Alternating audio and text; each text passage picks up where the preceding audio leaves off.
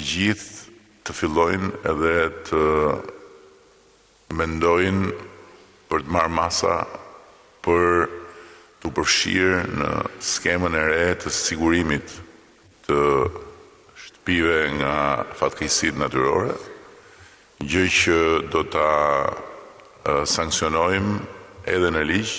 Sigurimi i banesave në Shqipëri nga fatkeqësitë natyrore do të jetë i detyrueshëm. Ndryshimet e fundit klimatike me përmbytje në dimër dhe zjarre në ver e bën të domosdoshme një nismë të tillë për të mos krijuar barr për buxhetin e shtetit në raste të dëmeve.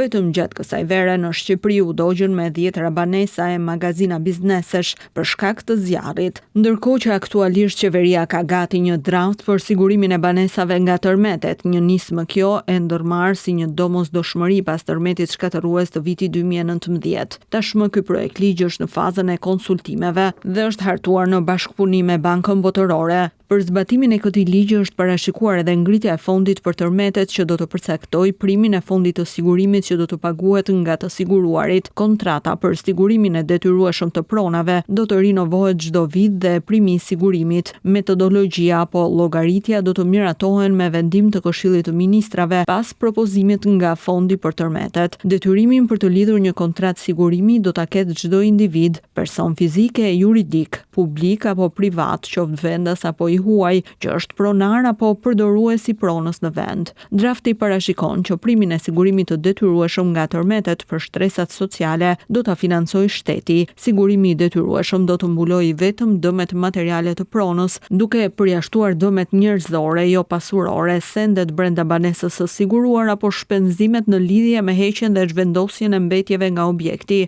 Për rastet kur pronari i banesës së siguruar ndryshon, kontrata e sigurimit të detyrueshëm i kalon pronarit të ri.